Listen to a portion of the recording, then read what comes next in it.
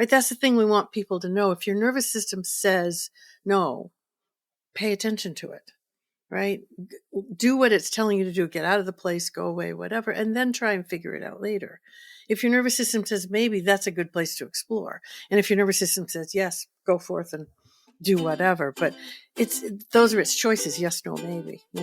Our job is to learn to listen. Greetings from Confetti Land, home of the Confetti Bar. I'm Jessica, founder and confetti artist. And I'm Alexis, head of happiness. Join us here in this magical, colorful place where we have fun, feel feelings, and encourage you to embrace your unique version of happiness and all of its beautiful, messy pieces. We are so excited to have you join us.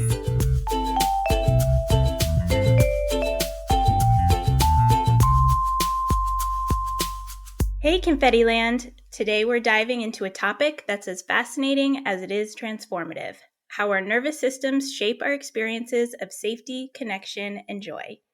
Joining us is the amazing Deb Dana, clinician, teacher, author of Anchored, and the woman who brought us the concept of glimmers. She's a pioneer in translating the science of polyvagal theory into everyday magic, showing us how to build lives that feel secure, connected, and celebrated. Think of her as your nervous system's BFF, here to teach us about embracing moments of messiness, how our state affects our story, and navigating even the wildest emotional roller coasters with curiosity and grace. So gather your glimmers and join us on this illuminating ride where we'll explore how we can feel more anchored, embrace our emotions, and maybe even find a few moments of celebration in the process. Welcome to Confetti Land, Deb. Hi, Yay, thank you. Thanks That was such a sweet intro. Made me smile. It was a glimmer already. I love it. Thank you. Perfect. We're off to a good start here. We are. Okay, so I know obviously throughout our conversation we're going to dive into the specifics of polyvagal theory.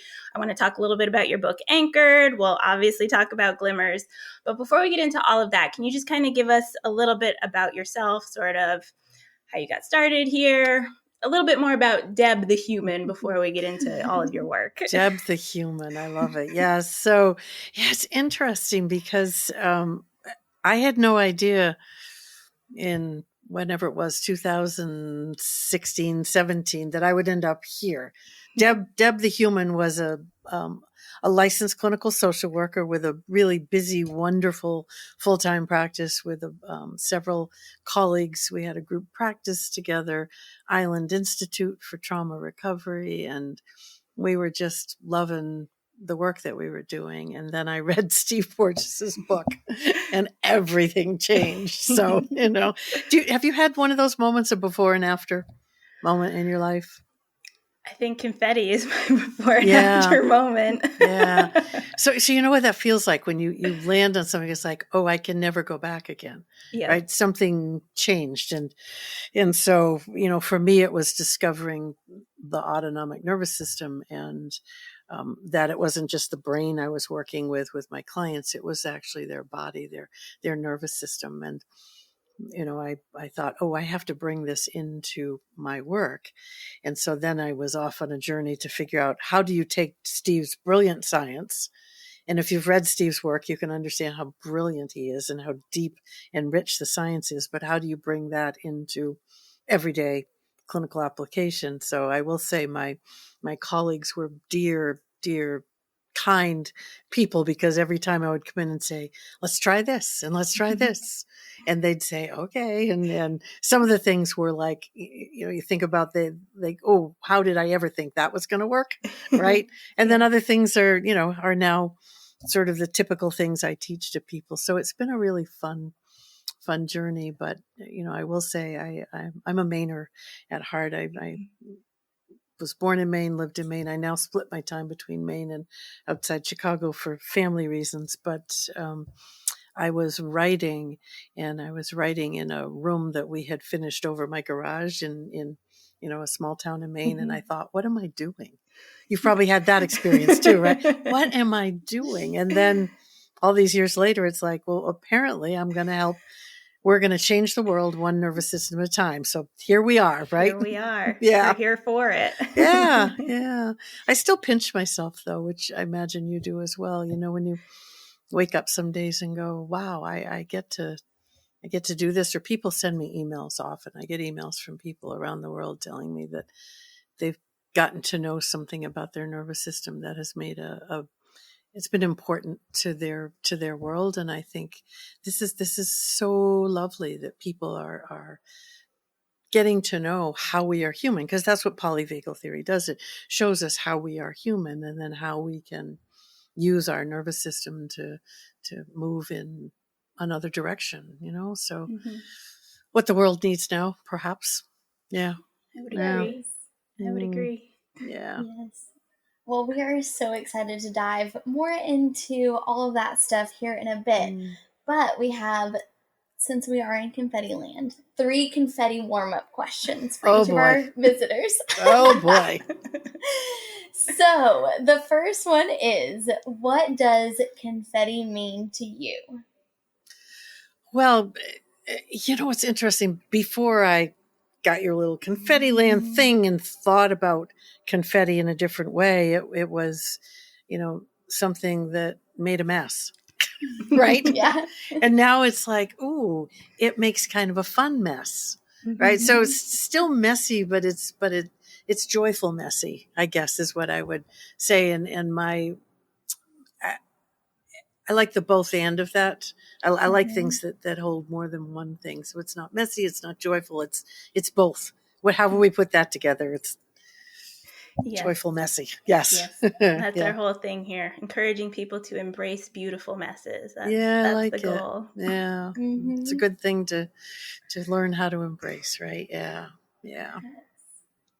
So what are some things that would make up the current confetti mix of your life? This could be colors, scents, people, places, whatever you're feeling. Boy, that's a hard one.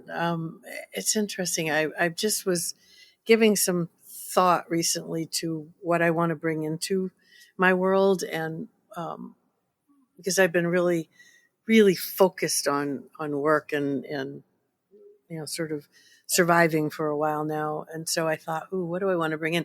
One thing that came to me right away is I want to bring in joy, right? So that I got to have joyful confetti in my confetti mix. I'm missing enough joy. I think my nervous system really felt, ooh, you're missing that. But I also need purpose. So I'm going to have some, whatever color that might be. I've got like the colors of the ocean, the colors of the sea, and I want some beautiful snowflakes falling, and I want the sun as well. See, I want everything. I want this, all of it. Yes, yeah.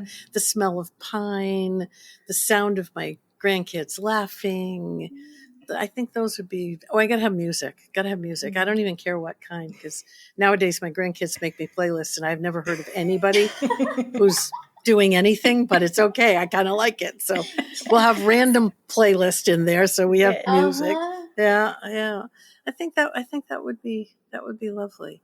Yeah. That sounds like an amazing mix. Yeah. I'm here for it. Oh, yes. You too can add to my playlist, and I won't know what it is, and it's fine. Right? Sounds great. We'll send you some song recommendations. Perfect. Let's do it. Amazing. Alrighty.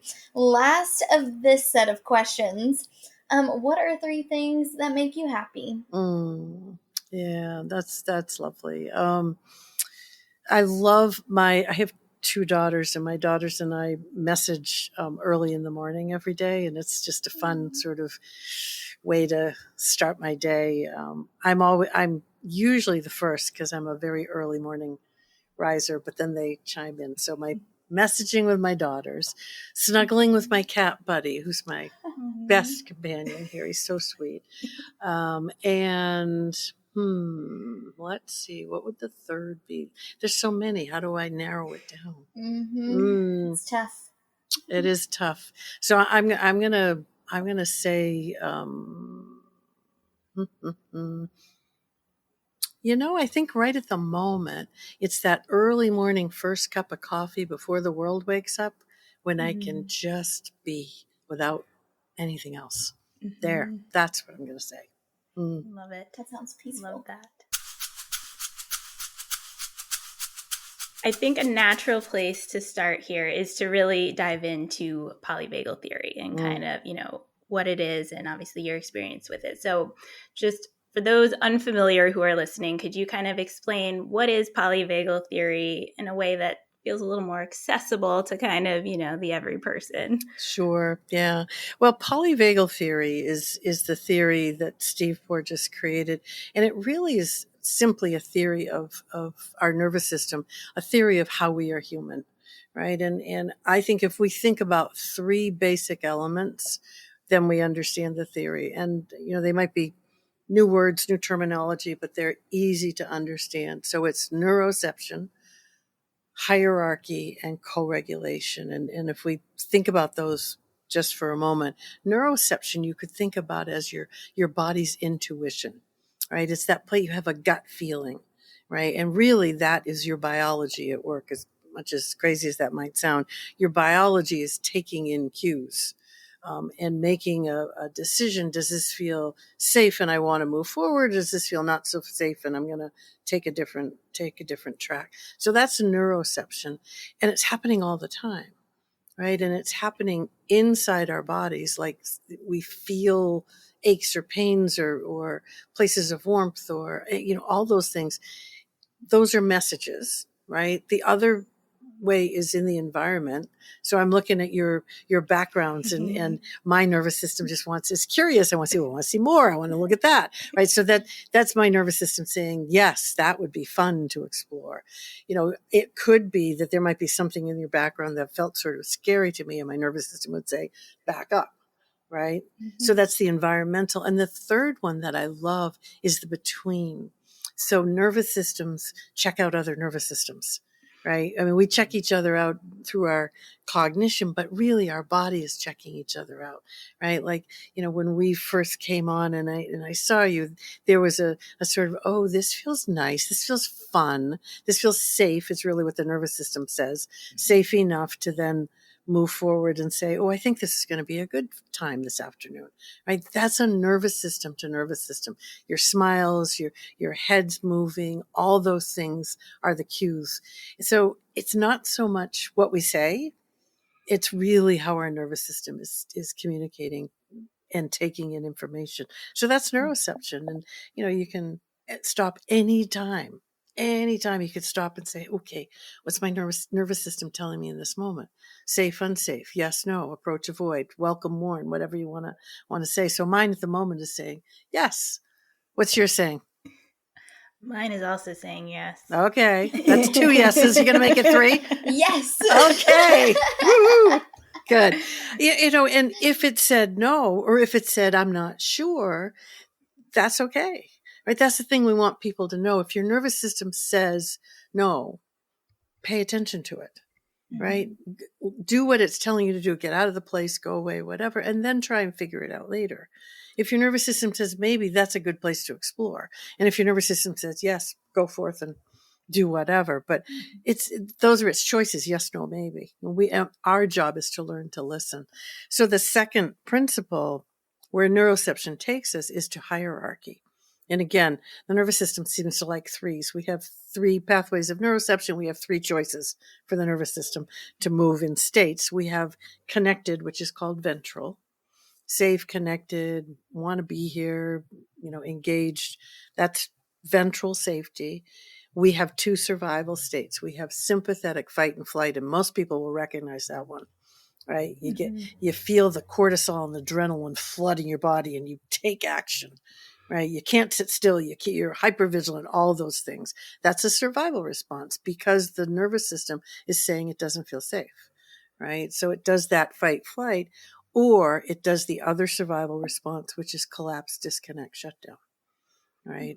And that's that place where you sort of feel like I'm not really here anymore, or even I'm going through the motions, but I don't really care. Not really, don't have the energy. That's the other survival response. And the thing we want to remember about the nervous system is it makes that choice for us. It's not our brain. Our brain has no say in where we go. It's our nervous system that decides on our behalf in service of our safety. So sometimes we are in a moment when we think, I have no idea why I'm doing this. None. makes no sense. Your brain's saying makes no sense. Your nervous system says makes sense to the nervous system, and it's going to do whatever it's telling you to do. So I love that about our nervous system. I think that it just acts. It doesn't take time it doesn't make moral meaning. It doesn't assign motivation. It simply does what it feels it needs to do to keep us safe. Right. Mm-hmm. So those are the two, more technical ones. The third one's the easy one. Is co-regulation. It's like our nervous system wants to be in connection with other nervous systems. Like the three nervous systems we have here today are trying to get to know each other and having fun doing it, right? Because we are wired to connect with other humans through our nervous system. So when we can find people who feel safe enough, then we will be able to connect with joy, with safety, with connection. So that's the basic of polyvagal theory. And those are the three principles that if you understand those, you sort of can say, oh, this is why this is happening in this moment. It tells us the why, Yeah. No, I love it. And I think that makes a lot of sense. And for me, I love kind of how it was described in Anchored, where it's the science of feeling safe enough to fall in love with life and take the risks of living. And, right. And even for me, like in my own kind of personal journey, like reading Anchored and learning more about this, like really was the light bulb moment for me. And, and we'll kind of get into more of this in a bit, but just the idea that it's not always our minds, and there's all this stuff and, being in therapy for years and all these things, it's like, this constant kind of need to like explain and rationalize and, all of that. And it was really like the missing piece, at least for me personally, to think about, like, it's not always about assigning meaning or, kind of figuring it out, but it's just understanding why we're even kind of reacting in this way. So we talk about it as sort of a paradigm shift. We're asking people to set aside some of that need to know from a cognitive place and go with the let's befriend the nervous system and see what happens. So the concept of feelings over thinking. We're feelings feelers here in Confetti Land. Yes, we are. I love it. So along with the kind of embracing beautiful messes, one of the things that we like to encourage people to do is design their own version of happiness. So how can understanding polyvagal theory help people navigate their own version of happiness? I like that, their own version of happiness. Yeah. So, it's interesting because what we're looking for, I think, or at least what I would say we're looking for is a nervous system that is flexible, because nobody is regulated all the time. No human ever can do that, nor do we want to even try to do that. But what we want is we want to be able to know that I've been pulled into a survival response and I have some pathways to get me back to regulation. Right. And for me, that flexibility, so I don't get stuck in fight, flight, or collapse, that flexibility in coming back is a joyful moment. I return to ventral. It's like, ooh, I did it. Right. Oh, and I'm sure we've all had some really challenging times in our lives, and some of us may be still in challenging times or just coming through them or heading into them even. And the sustaining belief for me is my nervous system knows the way back to regulation. Right. And so that gives me the trust. I also develop some skills so that I have pathways that bring me back. But when I come back, I feel that sense of happiness. It's like, oh, I did it. I'm here. I am again. Right. So I think part of what we want to do is, travel that pathway out of regulation back to regulation. And that will help sort of ground us in a sense of okayness. And that, I think, brings us the capacity for happiness, right? And I don't know, happiness is fleeting. It comes, it goes, right? Which I think then makes us appreciate it when those moments when we get there again. Ooh, I did it again, right? Yeah, yeah. You can appreciate it more. Like, and that's our thing here. It's like, it's not always about just wanting to be happy all the time. You know, that's obviously unsustainable and it's not realistic, but it's holding on to the hope that you will get back there and kind of looking for the reminders and now kind of layering in this, you know, again, like traveling that pathway to get back there. Yeah. And you know, the hope lives in the state of ventral regulation. And so every time we reach that place again, we can feel the hope emerge again, because hope is not available to us when we're in a survival state. Not that I don't want to be hopeful, but my biology won't allow it. It's too dangerous to hope in sympathetic or dorsal. So I get back, and one of the things you feel is you feel that hope, you feel possibility, you feel curiosity, all those things, and you can say, oh, they're still there. Right. They're it's like they're there waiting for us. Right. They don't ever go away. I may be stuck in the place I get stuck. My system goes to dorsal shutdown collapse. Right. That's my preferred survival state for my nervous system. And when I get back to ventral, it's like, oh, it's still here. Right. Which then helps me trust when I'm back down at the bottom and in dorsal that I will return. Right. I will return. I can hold on to that belief because I've done it so many times. I mean, I'm 71 now. I've done it a lot of times, got to say. Still doing it. So, you know, for everybody who's listening, it says, I don't know. Believe me, you travel this way a lot of times in your decades. I'll tell you one of the fun things that I've begun saying, because people ask me, you know, how long, whatever. And my grandkids asked me something, and I said, I've been doing that for over half a century. Doesn't that sound fun? Over half a century, right? You know, that's the best way to word it. There you go. Thank you. Yes. Alrighty. So many people may not recognize their own trauma responses.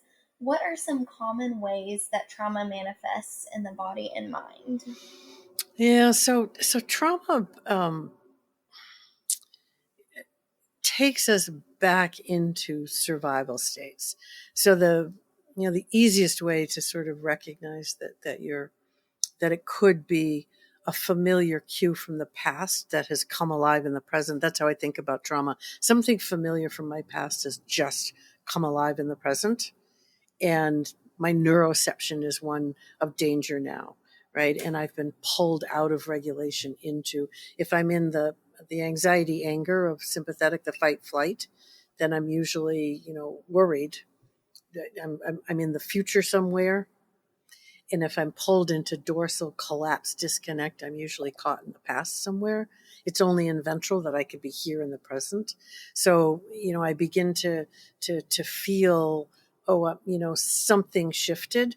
And I think that's one of the things we do with, in the therapy world is we help each person identify for themselves what's your cue that you're losing your foothold in this present moment.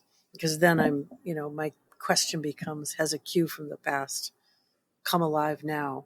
And so it's really not about this moment. It's about what happened, back then.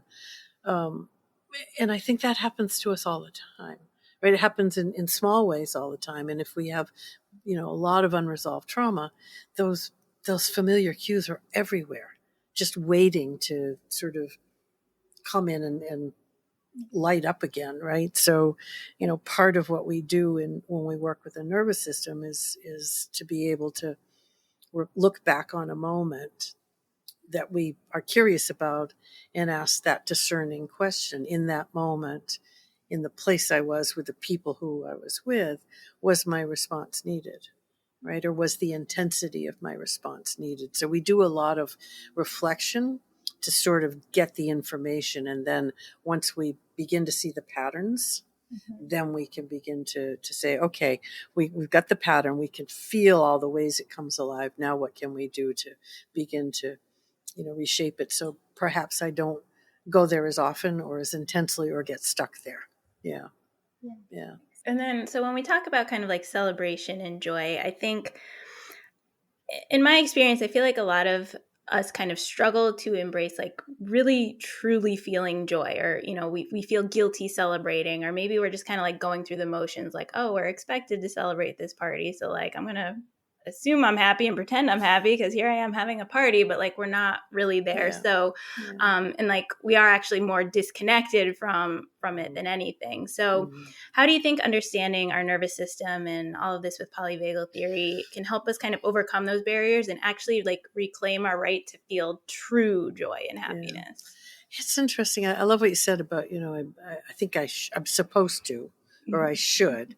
Anytime we think we should or are supposed to, we are not in a regulated state, right? That's a survival fear response, right? Or I'm not supposed to, I shouldn't, right? Which is that dampening experience that comes often, like it's something bad will happen if I pay attention to the good, or I don't deserve this. The one that I struggle with, recently is it's not fair that I get to have this good thing when other people don't. All these dampening thoughts that come in, these are all common to all of us, right? So how do we begin to be able to hold both? One of the things that I do and I teach, and I learned this, I created this with my clients in the very, very beginning. And my specialty was working with complex trauma. And so, we spend all this time working with the things that activate people's nervous systems. But the nervous system, in order to truly heal and help you feel well-being, needs to, yes, resolve, reduce, work with the cues of danger, but actively experience the cues of safety. And we forget that. In the therapy world, we forget that, oh, yeah, we got to, do some cues of safety celebration here too, right? So I created the term glimmers, right? And then started working with my clients. I wanted a word that felt small enough, but fun enough. I guess I'm with you in Confetti Land. I wanted some fun there, right? So, and glimmers, seem to work for clients. And then the science of it, which I think is really important, is that the nervous system is able to hold all of the unresolved suffering and notice the glimmer moments, notice the moments of goodness and okayness, right? And in fact, if you want to be able to work with your trauma, work with your suffering, you need a strong foundation in regulation to be able to go to the trauma and not get sucked into it. We want to remember it, not relive it. And glimmers help build that capacity. And so, I taught my clients this, and they were willing to explore with me, and then discovered that, if you find a glimmer, not only does your brain want to look for more, but your nervous system sends you a feeling that, oh, this was fun. This felt good. Let's do it again. Right. So then I created a whole, experience around glimmers, because again, it's a joyful and a gentle way to build the capacity in the nervous system to then turn toward what is unresolved and work with it. So I do think that understanding the science, I think, helps people reduce the shame, reduce the I shouldn't, all those things, and it gives them a reason to then do the practices. I did find that was helpful with many of my clients, that when they understood there was the reason behind it, the context for it, then they were, oh, okay, let's give it a try. Right. It's almost like you need permission sometimes. Yeah. And it's interesting because just, Deb saying it's good was not enough for my clients, right? Who knew, right? Really? I can't just say yes, go, no. So, but understanding the science underneath it gave them like now it's okay. So there you go. Whatever it takes for someone to feel the permission. For some people, it is a trusted other human saying this is good, and for others, it's I need more than that. I need some some research, some data behind it. So we're all different. Yeah. I like how you put it. I like this concept of like gentle joy that feels very, very happy and comforting and safe to me. Right. See, and that's exactly what we're looking for, because too big a joy is unsafe for the nervous system, right? In the beginning, right? Yep. For many, many people, the feeling of safety, connection, regulation is terrifying, because the nervous system it's not familiar to the nervous system. So we want tiny micro moments of okayness that are, I like to say their glimmers are gentle yet powerful, right? And that's what we want. Yeah. Well, since we're diving into the glimmers, I'm curious from, you obviously, I'm sure, have had lots of experience with it. So do you find that most people's glimmers are like really deeply personal and unique, or are there some that are kind of seemingly more universal? Yeah, there are some that are pretty universal, and I love that you asked that question because often someone's glimmer is someone else's activator. Right. So we never know. And that's the beauty of the nervous system, isn't it? That you never know. So you never assume. You say, ooh, this was a glimmer for me. Well, how about you? Right. So like, I don't know, things that are nature, places in nature, things in nature are fairly typically glimmers for people. And yet, my ocean glimmer might be a activator for you. What's a nature glimmer for either of you? I mean, for me, it is like being at the beach. Yeah. But I will say, like, being in the ocean is scary to me, but I like to be by the ocean. There you go. Okay. Yeah, there you go. You want to look at it, but not be in it. I don't want to be in it. I want to hear it. I want to see it, but I don't want to be in it. Yeah, that's interesting. Yeah. I am obsessed with blue sky, like clear blue sky, sunny days, taking a walk amongst some trees. That's the best for me. Love it. And so a lot of people listening are going to respond to your glimmers, and some people are going to say, not me.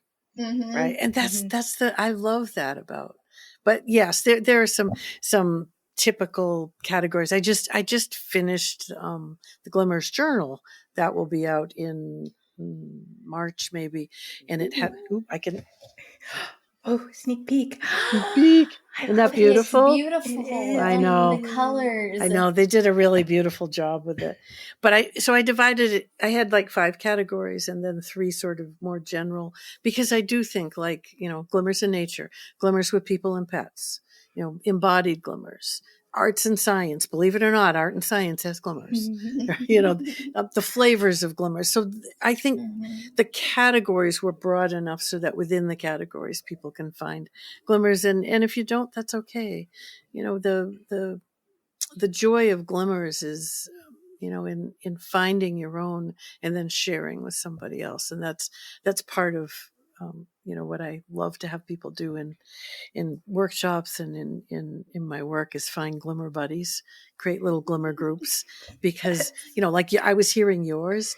I love also being in the ocean, but that's okay. I loved your looking at being on, and I loved your nature suns. I could feel it come alive in my internal world, right? So sharing a glimmer, the person receiving is also feeling, which is lovely. Yeah.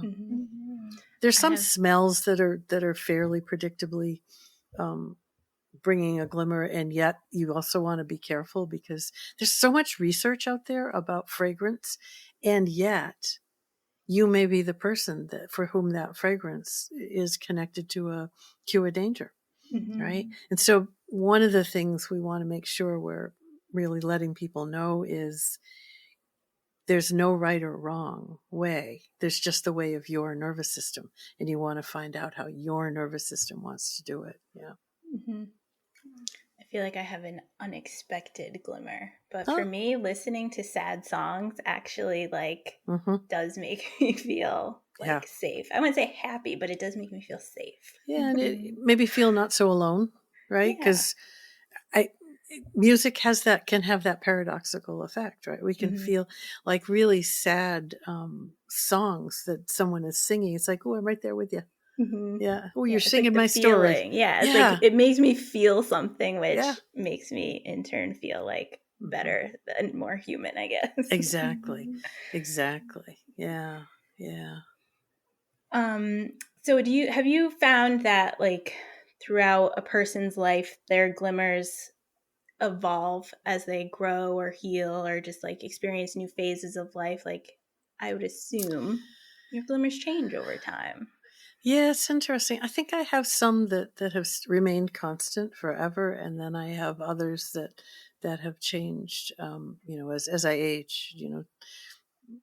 And as you were saying that, I was thinking, oh, I'm curious now about thinking about my own system.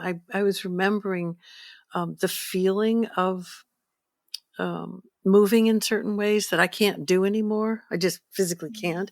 But as I was remembering the feeling, it was like, oh, I can, it's like a glimmer from the past that I can see back there, but I can't do now. But it didn't turn it into something sad, which is interesting.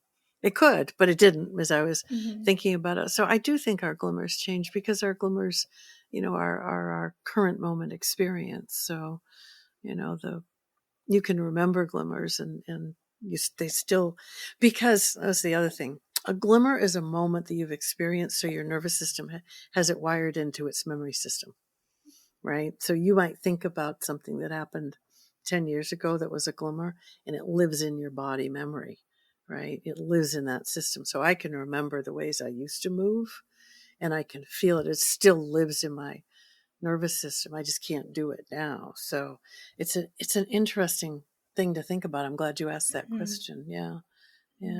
Huh. I love, so in your book Anchored, I loved kind of the concept when we were talking about glimmers and celebration, but like celebration as a means to anchor in safety, and like that idea of savoring. And I think, we're talking about like gentle joy and all of that. And you had shared, I think it might have been from one of your friends or a client maybe, but they said, when I celebrate, I strengthen my ability to stay anchored in safety. And I think, again, I think it's something that celebration for me has always been something kind of tough, because again, I think a lot of us do it in a way that feels expected, or, again, like we should, and things like that. So I'm curious, and I'm going to throw this to Alexis because I like to surprise her. But in terms of like, celebration as a glimmer and like a true moment of celebration, like what's that for you, instead of the like, oh, I'm supposed to celebrate this? I like to keep her thinking. She's thinking. I'm thinking. If you have an answer first, so you can go first. I'll give you a little time here, right? Well, I'll give you a few for instances, and you can see where you might fit. Because again, celebration is along a continuum. There are some times when my celebration is this quiet sort of internal joy, right? That you might not even know on the outside, but I am so feeling it on the inside, right? And then other times at the other end of that continuum, I want to jump for joy and yell with a friend. And then there's all the variations in between. And we choose, and we're not just one kind of celebration. So I don't know if that helps you, Alexis, or not, but there are lots of ways, and it more depends on the moment I'm in and everything else going on around me, the way that my nervous system says this feels like a safe celebration. Because again, it has to be safe in order to be authentic, right? Yeah. I don't know if I can think of a specific example right now, but I will say, like, talking about expected celebrations, like if I've planned something, I have expectations about how it should go. Whereas if I just like receive a really happy text from somebody or fun news or something like that, I will just spontaneously like give a little squeal, dance around. And to me, that is the most like joy-filled thing of just something like unexpected to celebrate. Yeah. Those unpredictable, unexpected moments that you can just feel into. That's nice. Yeah. Yeah. I'm gonna think about you doing your happy dance and squealing. This is good. I like it. It's my goal to constantly make Alexis squeal. Okay, but you often do. It's my goal in life. Okay. You succeed. Good goal. All right, I'm going to throw this out here. If glimmers are like little bursts of light for our nervous system, could we just think of them as the emotional confetti we toss to celebrate our capacity for connection and safety? Oh, I love that. Emotional confetti. So sweet. So sweet. Yeah, well, it's interesting because, we're going to do a confetti celebration. We're going to intentionally mark the moment, right? Which again is what I think. I'm of two minds here, so I'll give you both. I think when we notice the glimmers and we mark them in some way, hence my journal and people, finding ways to remember the moment. I think they get stronger, right? And so I'm always inviting people to find ways to mark the moment and share the moment, because remember, the nervous system co-regulation always wants to share. So if we can mark it for ourselves and then share with somebody else, not every time, but now and then, we get more bang for the buck there. But I will say that I was probably 3 years ago now. Oof, boy, time flies. Several years ago now, I was in the hospital for a bit, and I did not have any capacity to like look for the glimmers and mark the moment or do anything. And yet there were so many kind people, and my daughter was there. My other daughter came in. And so there were all these glimmer moments happening. And when I was, recovered and looked back on it, I thought, fascinating to me that I was sort of in an environment that was sending me lots of glimmers. And even though I couldn't do anything with them, I think they got in. And I think I was held in that sort of, glimmer, in the middle of that confetti, whatever it was, So I'm not going to totally discount that glimmers, even if you don't take time to mark them, that I think they still have an impact. Yeah, it was interesting. Yeah, that's interesting to think about. I think more recently I've been like trying to be more present and like noticing glimmers. But sometimes I do feel like it might be easier to identify in hindsight. Oh my gosh, like that was like such a sweet thing, such a special moment. Yeah. So that's interesting to think about. Yeah. So, I often encourage people to do an end of the day reflection, and I'll do that myself. And I think, wow, let me the glimmer moments I know. And then there's, but I missed that one. And that's okay, because my nervous system didn't miss it, and I can remember it now and feel it now. So I like that you're doing both. Yeah. Since we're talking about confetti, yes. If you'll indulge me a little bit, I have kind of a working confetti theory. And, okay. I think we can connect it back to polyvagal theory too. But I think this idea, and I've talked about this before, and I'm curious what your thoughts might be. But I've always said, so I've been making confetti, and I've owned this business for 11 years.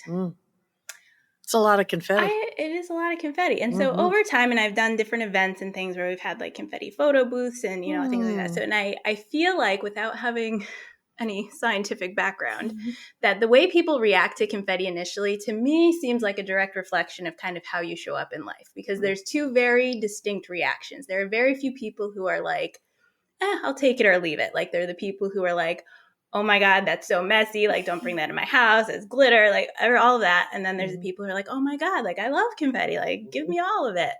And I have found that particularly the people who are most resistant to it initially, if they do give it a chance, they're the ones who like wholeheartedly embrace it. So if they're doing like a confetti photo booth, they'll be the ones who are like, no, I don't want to do it. And then they're in there and you can't get them out.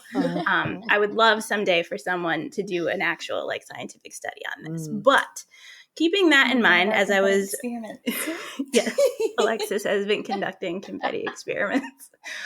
We'll have to tell her about your most recent experience in a moment.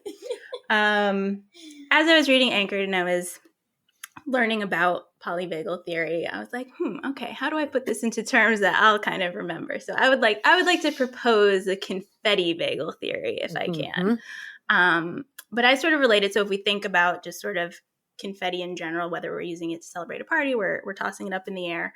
I think, we have ventral vagal, the connection. I think, that's the happiness and the joy of celebrating. So this is where everything is hopeful and beautiful, and it's the good stuff about it. Then we kind of have sympathetic. So this is the action state. So this is the confetti flying, right? It's the chaotic energy, and it's, colorful and chaos, and it's, everything in between. And it could almost be good or bad. We don't know. It's just, it's there. It's in the moment. And then we have dorsal vagal. So, our shutdown state. This is, kind of like the aftermath of it. This is like the mess, the celebration is over, and now we kind of have this like Mm. hopeless, messy kind of remainder that we're not sure what to do with. So I like that. That's what I would like to propose everyone to think about, how to think about polyvagal theory. I a like little your confetti twist. I like it. It's adorable. Yeah, I like it. It's good in the confetti. It's interesting because I'd be curious to know the people who, say no or say, yeah, because on a nervous system level, your nervous system is either saying safe or not safe. So the ones who are saying no, it's feeling unsafe for some reason in their nervous system. And in order for them to get from no to yes, the danger has to reduce and the safety has to increase. So maybe it's watching other people, or maybe it's, you guys, being really welcoming. I don't know what changes that equation, but it's a pretty simple equation. When the cues of danger outweigh the cues of safety, it's a no. Right. And I could override that, and I could be forced to, or force myself to go in the confetti booth, but my nervous system would not let me celebrate and enjoy it. So yeah, it's interesting. I think there's something there. Okay, Alexis, I'll let you tell Deb about your most recent confetti experiment. The first of hopefully many.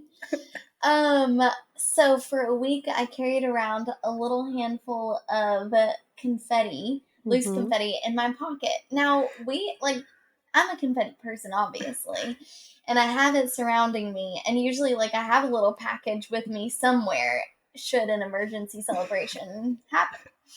But I was like, I've never just carried it on me all day. And it was a lot of fun to have that little confetti reminder in my pocket, because some days I kind of forgot about it, and I would stick a hand in my pocket and be like, oh yeah. So it was a good time. That's fun. So, in my world, we talk about anchors, and confetti could be an anchor for you, or a touchstone that reminds you of the joy and happiness of ventral. And you'd forget it, but you'd stick your hand in it. Oh, there it is. Right. Yeah. It's beautiful. Certainly. It's beautiful. Yeah. Yeah. In a similar vein, so to kind of bring it back to, and this mostly goes back to anchored and kind of some of the things you talk about there. But one of the things we also know that I think, some of our audience is familiar with is we have our Designing Happiness series, which, as Alexis said, this is where we encourage people to design their own version of happiness. And a lot of it is centered around kind of three main concepts that I think really fit kind of a lot of what was talked about in the book. So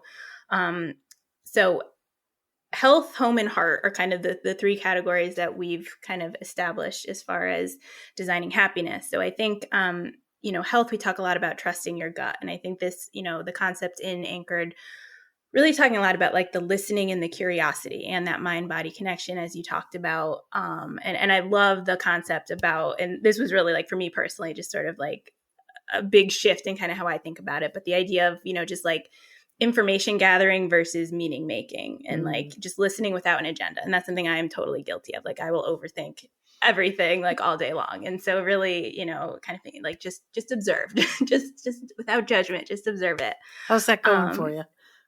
It's a process, but I do think, for me, just the awareness of that was almost that was the internal permission I needed to kind of let that go. Great. Yeah. But I am curious, as I was reading through it, one of the things that came up for me is this idea of at least for me, I find that my body reacts the same way, whether I'm scared and anxious versus excited. So whether it's bad or good, my body feels the same way. Yep. So how can we learn to distinguish between two different experiences or feelings that cause a similar physical response? Yeah. So that's the bottom up meets top down, because your bottom up is your nervous system. When your heart starts to race, it's a nervous system response, right? Your brain then is using past experience to make the story that goes with it. So for many of us, unpredictable was dangerous. And so, as a heart starts to race, it gets linked to danger rather than excitement, right? And that's where the some interrupting question, because we have to bring our brain online to be able to say, is it curiosity, danger or excitement, right? Is it anxiety or excitement, right? So, and I invite people to come up with their two labels. I like excitement. A lot of people use excitement, but you might use something else. Yeah. And what's the one for, is it danger? Is it, worry? What is it? Right. And then very, very simple way to just ask yourself in this moment, heart race. And I got two pathways. Heart race. Is it danger, excitement? And when you ask the question, it's bringing your prefrontal online a bit, which is also that ventral curiosity. So you're already interrupting the habitual response. That's what we want to do. We want to have enough time just to interrupt it a bit so that we can then make a choice rather than just being pulled down the old pathway. Yeah. Because it's very, heart race, dry mouth, whatever it is, you can feel that happening and your body doesn't make a discernment, right? It's your brain that then comes up and says, ooh, that's dangerous. I remember that feeling. And so, with my clients, it would be, can we stop that a minute and say, okay, and maybe it's this feeling, right? And to offer the option, right? You don't want to take away this is dangerous option, because sometimes it is, but you don't want that to be the only pathway that you have. So again, with the nervous system, I like that we're not taking anything away. We're just adding more in, right? Yeah. Yeah. I'll have to practice that more. Yeah. I mean, what are your two words? For me, it's anxiety and excitement. Those are really the two that I do. And there you go. Yeah. Yeah. And So I have a tendency to associate more of like the negative fear and like that, when sometimes I do, I'm like, well, wait, no, it's not necessarily bad. It's just right. Right. Yeah. Yeah. So, the other thing you can do, and I would do with my clients, is in that moment, can we stop and can we write down all the cues of danger?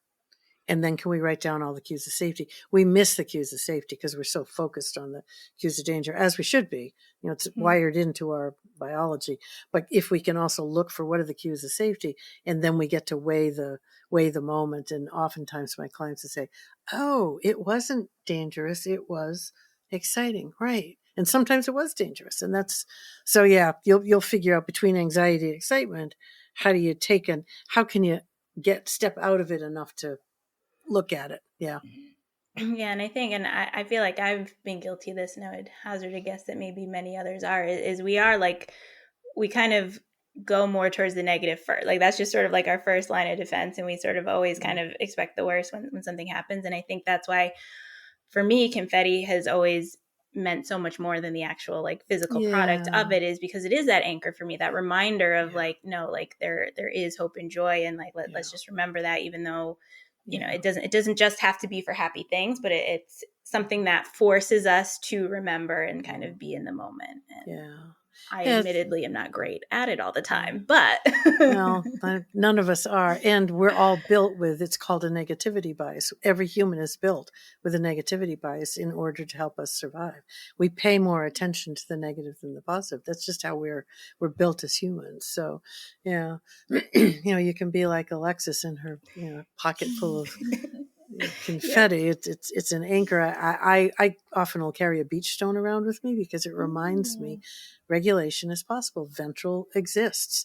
Anything to remind you that ventral truly does exist, and it's built into your biology, then will help you begin to interrupt. Yeah. All right. So then if we move into kind of the second area of home, I think this is where, you talked a lot about connection and safety, a lot about the co-regulation. We in Confetti Land refer to this as your sunshine people, the people who feel like sunshine and, those people you want to surround yourselves with, the connection to the world.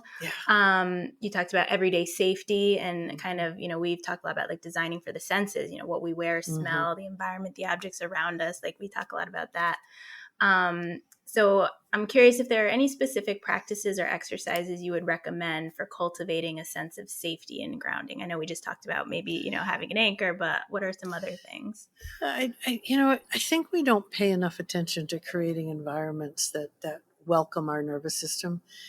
So I often would invite people to just wander around the place you spend the most time, whether that's at work or at home or wherever, and just notice what pulls you toward and what do you think, oh, don't like that.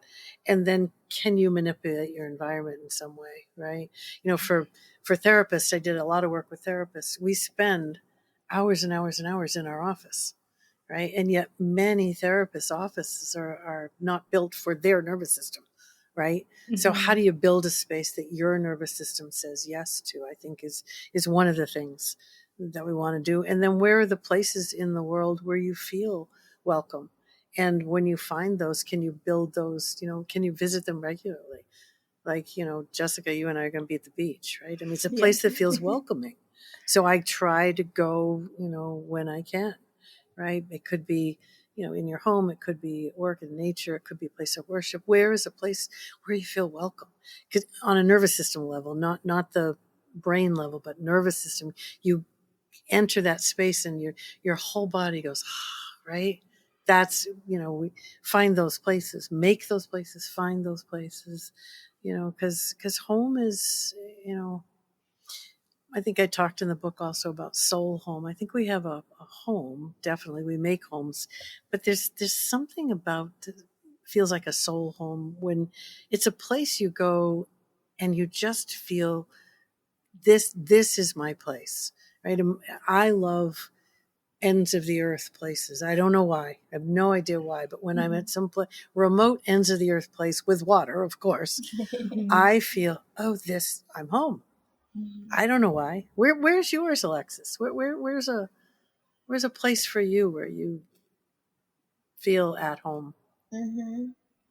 Well, I will say I did just get back from being in Texas, where my parents live. So their home is very nice, decompressing for me. Nice. And then more locally, there's this place called The Factory. Mm-hmm. And it has a bunch of like shops and restaurants and things like that. But I think part of why I love it so much is we came here on vacation when I was young before I moved here.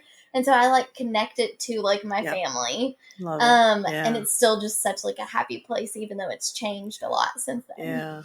I love that you mentioned people, because people are so important in our in our world. The people we count on to show up for us, right? And yeah. People, pets, right?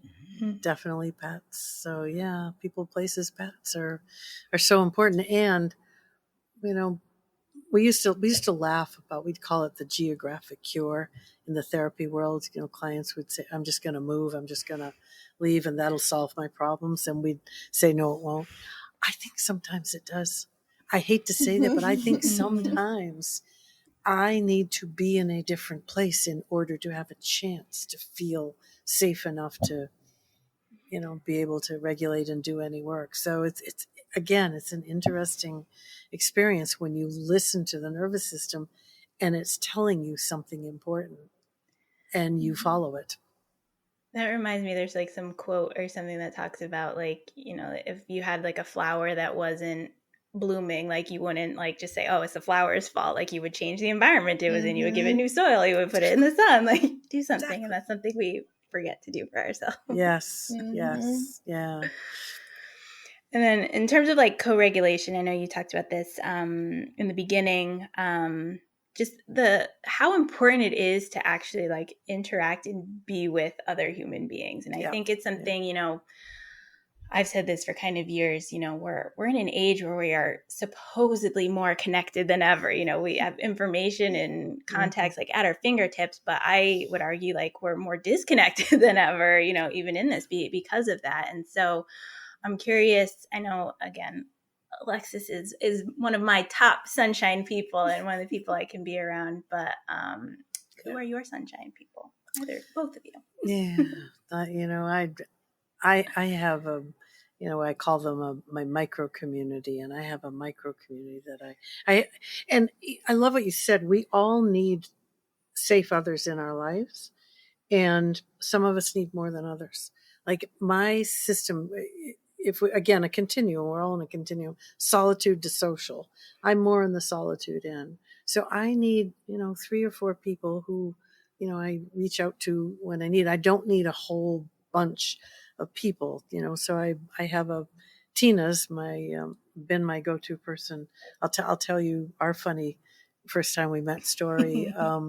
It was the first day of the sensory motor psychotherapy training, and I didn't know anybody. She knew one other person, but I was wearing red Crocs, and this was like 20 years ago when Crocs were not the thing, right? Red Crocs. And she said, I love your shoes. And from that moment on, we have been best friends. It was like, okay, Oh my God. Isn't that great? Yeah. This is a full circle moment because earlier this season, we interviewed Doogie, who is the world record holder for the world's largest collection of Crocs. And that was all we talked about was the idea of how Crocs bring people together. Well, there you go. I'm telling you, it was great. So she's my go-to. And we have a shorthand because I think it's fun to have a shorthand with your people, right? So I can send her an emoji and she knows immediately, ooh, Deb's sinking in dorsal. I better do something. Or, ooh, there's a glimmer moment, right? It's so yeah. And then my daughters who, we've been doing some mother-daughter trips, which is fun to go off on. And then I have a friend, Marilyn, who every Sunday morning, pretty much no matter where we are in the world, we Skype together. So, and I've got friend Laura who lives on the Cape who is like a 4 a.m. person like me. And she'll sometimes send me a text, are you up? Yep. And then so those are like, I got random ones, I got predictable ones. And that's what my system really loves. I love all the flavors of, how we connect. Yeah. How about you, Alexis? What do you got? Who are your sunshine people? My parents. My mom is my best friend. Nice. Jessica, of course, and Cliff and Emmy Joy. My Confetti family. Of course, my brother, sister-in-law. The newest addition, my precious nephew. But then I also have really close friends from college, and we are all sprinkled about. Yeah. But we still keep in contact, which is so fun. Yeah. A really good friend from high school who's just family at this point, honestly. I love it. And then building new community here in the past few years, just through church and different events and things like that has been so sweet. Yeah. You reminded me, you talk about your college friends. I have a childhood friend. Her name is Deb as well, and lives in Maine. And when I'm home, we get together, a few times, and we have our things we do. We laugh, and it is hysterical. And I have known her. We met in first grade. So what was I, like 6 or something? So, it's like 65 years we've known each other. It's hysterical to think about that. So you too can do that with your friends. But it's just lovely to have people in your life who have known you through everything, right? You don't have to explain things. It's like, oh yeah. Yes. I love that you have another Deb friend. I have met multiple Alexises here. Oh, there you go. We have movie nights and call ourselves the Alexi, and it's just we've bonded over having the same name. I love it. That's perfect. The Alexi. I like that. That's good. I think another part too, when you had talked in the book about kind of co-regulation, but the idea of physical touch too, and not that it necessarily needs to be romantic, but I think I was relating this to my own life. And so I have a daughter, her name is Emmy Joy, and she's 4. Lots of big emotions in this season of life. So, she'll have her meltdown sometimes. And I've gotten the habit where my husband will be at a loss. She screams if we go near her, she screams if we leave. There's just no reasoning with it. So I've just taken to okay, let me go back to when she was a baby, and I'll just I'll pick her up and I'll just hold her and I'll walk around the house. She's big now, so it's not super easy, but I'll just walk around the house and she eventually will calm down. But I'll sit there to my husband, I'll be I don't think I'm doing this right. I don't know what to do, everything. And we were talking the other night, and we started this new thing at night before she goes to bed where we all talk about our feelings we had that day.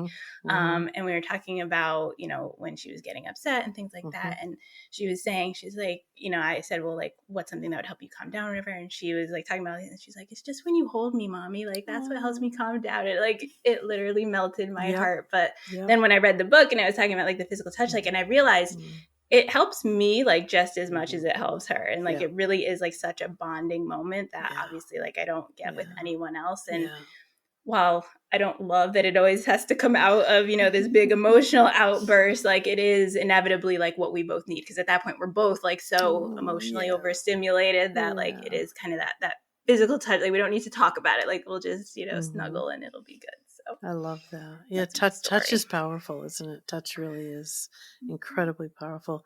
And I think many of us are touch deprived. So I love that you're offering her the joy of touch, even when she has big emotions. It's lovely. Yeah. Self-touch is the second best. And many of us use self-touch because we don't have safe others around enough, right? Again, we have pets, and pets, offer that sort of reciprocity of touch. So yeah, but I think around the world, many, many people, we know loneliness is an epidemic, and many, many people would say they are touch hungry. So yeah. I can't remember the number, but I was kind of shocked at like the number of hugs that you need per day to like survive. But then it was even more than that to thrive. And I said, oh gosh. I was like, I'm glad I work at an elementary school. Kids will just come up and give you a hug all day. Exactly. My grandkids will come over at night and they'll say, how many hugs have you gotten today, Grandma? Right? And I'll say, ooh, I don't think I've had any today. And they'll just run over and, so I love it. And who knows what the research is behind any of that, but I'll take the hugs. I'll take the hugs. Yes. Yes. Always take the hugs. Okay, so the third and kind of final kind of category here, so we refer to this as, the heart, or, developing a happy heart. But I think this, when you talk about self and community, building a community, we here obviously try and build a confetti community. We talked about kind of, how there is this current emphasis, I think, in our society about kind of individuality versus real, like, true connectedness. Yeah. So like, how can we navigate a world that feels, as you put it, overwhelmingly dysregulated? Yeah. Well, it's interesting because I think, part of what you're doing with your daughter, and you're probably doing with the kids you're working with in school, Alexis, is, helping them understand the importance of connection and of co-regulation. We, I think, in our society, push people to be self-regulators. We're just pushing that so much, and we forget that self-regulation is built on a foundation of co-regulation, right? That if you build self-regulation before you have co-regulation, you're self-regulating for survival, not from safety. And so it's backwards. And I think our world is sort of focused on self-regulation and powering through, neither of which really take into account how the nervous system works and how it's going to build resilience and build capacity. So, I think we're swimming against the tide, whatever the saying's going to be. And I think, the more we can do that and invite others into the same sort of knowing and the same way of being, then it begins to ripple out, right? Like you're offering your daughter co-regulation when, not so many years ago, people were putting kids in timeout for the same, the big feelings. Go self-regulate. And when you've calmed down, come back. It's like, well, if they could, they would. Gotta say, if they could, they would. So you're sending them away is not helping, right? So, and I think those things are beginning to change, in parenting and in schools, perhaps. That's where we need to really do it differently with our kids, because then they build that capacity for connection and co-regulation, and they will pass it forward, right? Yeah. I didn't learn that when I was growing up, years and years ago. I don't know if you guys learned that, or whether it was more the, independence that was pushed, but you're changing it as you pass it forward, which is great. Trying. It's a lot to unlearn. All right. Well, before we get into kind of our last fun part, I want to thank. I could talk about this stuff all day with you. So it truly has been enlightening. So I really appreciate it. If you will indulge us in one last little bit of fun, we have what we like to call our super silly segment, which is just some fun questions we like to toss your way. Again, like, nothing too. Well, we say it's not too deep, but they tend to get a little deeper than we anticipate. But the idea is just to have a little bit of fun. Okay. So I'll let Alexis kick us off. Alrighty. If you could share one snack with your nervous system to make it feel safe and happy, what would it be? In this moment, a hot fudge sundae. How about that? That sounds so good. We're all going to go want to make one now, aren't we? Yes. I have no idea what my nervous system would say, but that was like, ooh, that even, yep. Food makes my nervous system happy. I will say that. Yeah. Okay. Do you think clouds ever argue about who's the fluffiest? That's an interesting question. Why not?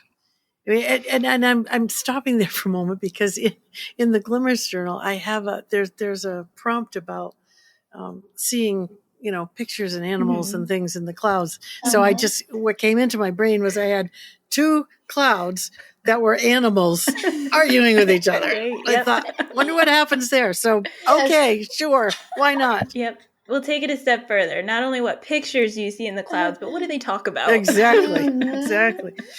And when they argue, does it rain? I don't know. Maybe. Then the thunder. That's when things really get heated. Right. If you could make any one thing glow in the dark, what would it be and why? If I could make something glow in the dark.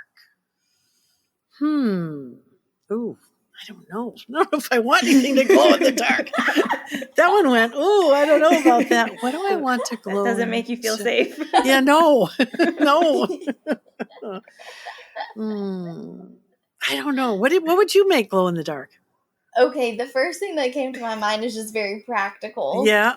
Of like my keyhole. So when I'm coming home and I haven't turned on my porch light, that it will glow in the dark so I can see to get in my home. That's a good one. Huh. How about you? My brain went practical as well. I was thinking my socks for like the middle of the night. If I get up, then I need to like see my way. Okay, so I will say, my late husband Bob loved night lights. The ones that turn on when it gets dark, the whatever one. So they were like all over. So I never needed anything to glow because it was like the path was lit everywhere. It already was. Yep. There you go. Okay. If glimmers were a competitive sport, what would be your strategy for spotting the most in a day? Now we're going to be competitive with our glimmers. I am going to identify how my body recognizes a glimmer, and then I'm going to look for that feeling every moment of the day. And I'm going to beat you in finding glimmers. Yep. We're on. Yep. Well, I'll take on the challenge. Okay. All right. If the vagus nerve were a guest at a dinner party, what do you think it would be most excited to talk about? I think the vagus would be most excited to talk about.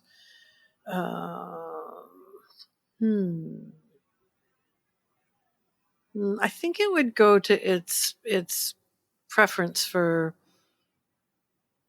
connection, and so it would talk about all the things people do and all the ways it could be in connection. I think that's what it would do.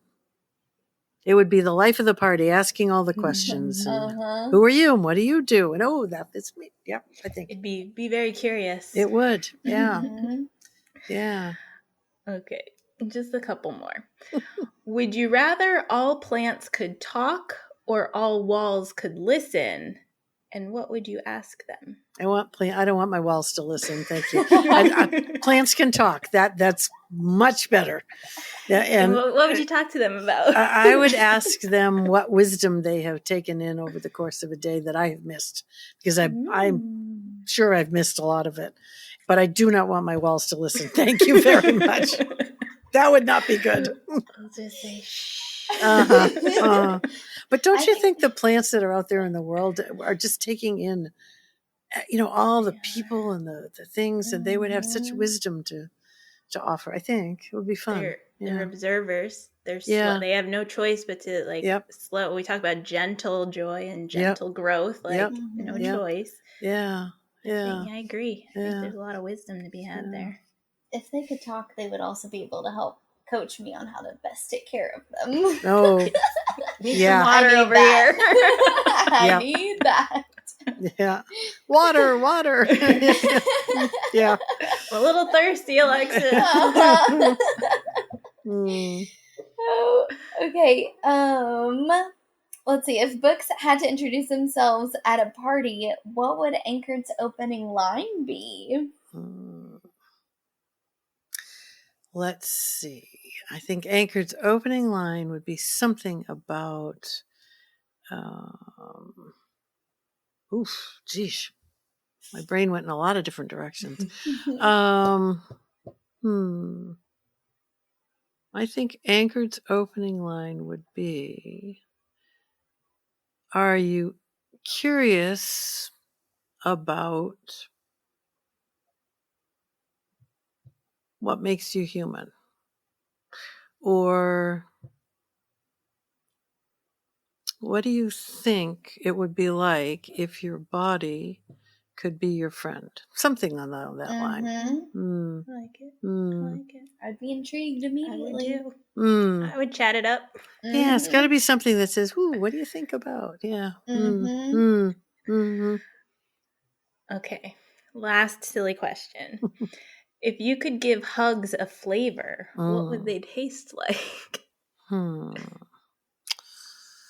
Oh, probably everybody's not going to like my hugs then, but I think it's going to be the flavor of sea salt. Ooh. I love the salty, like the ocean when you come out and the salt, that flavor. So it's going to be, some people are going to say, I don't want a hug from Deb. And others are going to say, oh, please come hug. Right? So, yep. Yeah. I can get behind it. What would your flavor be? Yeah. The first thing that popped in my brain is cotton candy, but I don't even really eat cotton candy, right. But I think just the concept of it's sweet but fleeting, and it's kind of airy, that just feels like a hug to me. I love it. Oh, I know. How about you, Alexis? Vanilla was the first thing that came to my mind. Okay. Also sweet and just kind of warm, Nice. It's a cozy flavor. Yeah. Yes. Yeah. I think I'm kind of glad my hugs don't have flavors. I think I'm kind of glad. Just saying, I like the feel of one. Not sure I'd like the taste of one. It's a good thing we're talking in hypotheticals. Exactly. Exactly. Okay.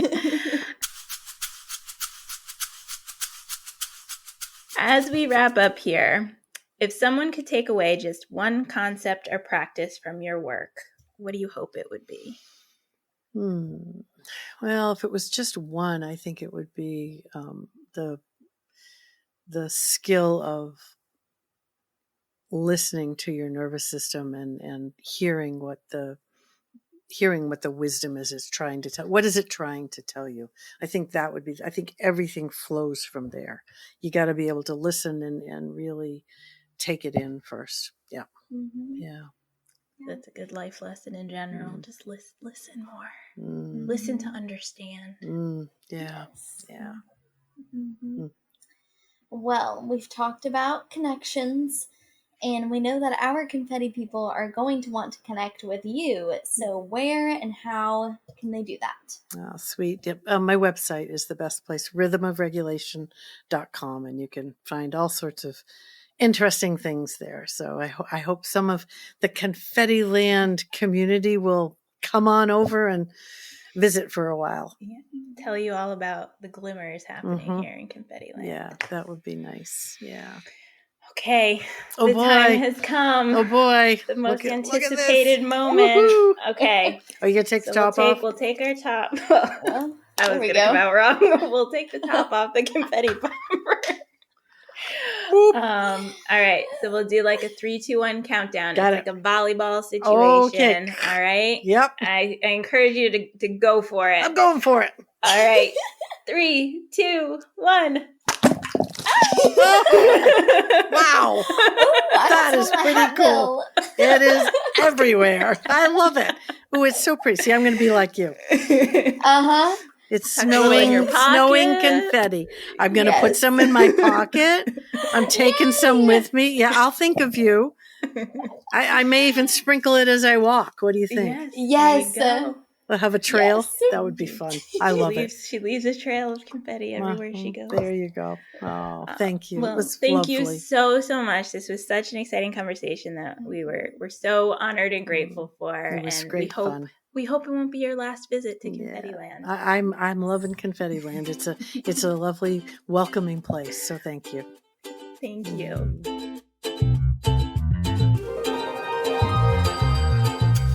For more fun, join us on the socials at The Confetti Bar. To receive free inspiration delivered to your inbox, you can also join the Confetti Club at theconfettibar.com/join. Thanks for visiting!